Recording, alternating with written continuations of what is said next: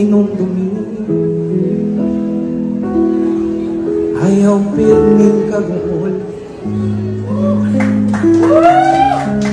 Isa ngayon ako karoon, aniagihapon sa akong kasing-kasing ubaning. Kanta ko karoon, hinumdumi. Na aniagadi hinumdumi. Ayaw ko kalimti. Dili sayon mahilayo apan maong karon.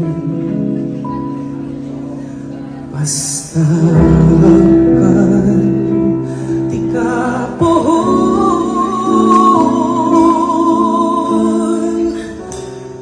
hinumdumi.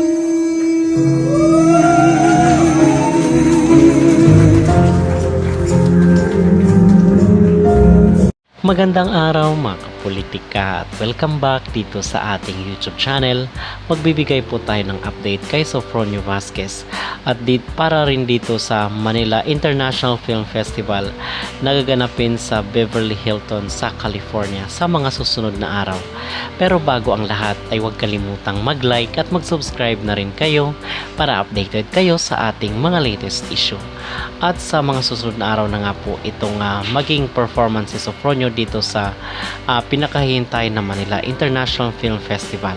So ito po ay extension ng Metro Manila Film Festival or MMFF dito sa ating bansa dahil yung mga ipapalabas doon na mga show or na mga pelikula ay tatak Pinoy. So yung mga ipinalabas po last year dito sa Metro Manila Film Festival, ayun din po ang ipapalabas doon sa MIFF. So basically mga kapolitika ay marami pong mga artista ang dadalo. So makakatagpo po nila ang ating world phenom na si Sofronio Vasquez. At isa po sa mga dadalo ay walang iba kundi ang isa sa mga pinakamaningning veterano at batikan pagdating sa pag-arte at isa sa mga big stars ng ating henerasyon. Walang iba kundi si Piolo Pascual. So nasa California na po itong si Piolo Pascual after ng kailang concert doon sa Hawaii kasama itong kanyang anak.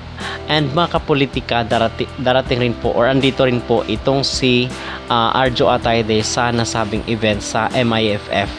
So, and then napanood nyo rin po pala itong clip na kung saan is kinanta ni Sofronio Vasquez isang Visayan song na pinamagatang Usahay. So, napakaganda po mga kapolitika. And hopefully, ay magpe-perform rin po siya doon sa MIFF gamit ang isang Visayan song kasi marami rin pong mga Bisaya or mga Pinoy na nandito sa California. So, hopefully is isa sa mga kakantahin niya ay isang Visayan song. But itong kinanta niya mga kapolitika is last year pa po ito sa isang gig. Plinay ko lang po kasi nagandahan po ako sa kanta at kung paano ito inawit ni Sofronio Vasquez na kung saan ay punong-puno ng damdamin. So on top of this ay sana i-promote rin po ni Sofronio ang kanyang concert sa San Leandro sa California while andito siya sa MIFF.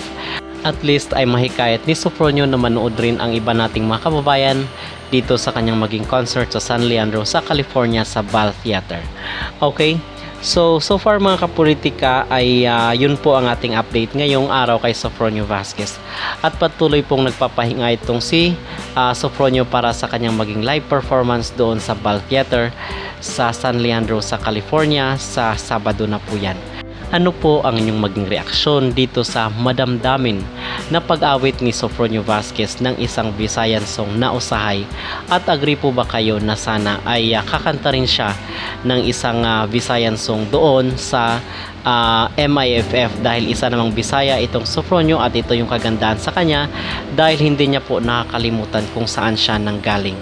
At excited rin po ba kayo na dadalo rin itong si Piolo Pascual doon sa nasabing event?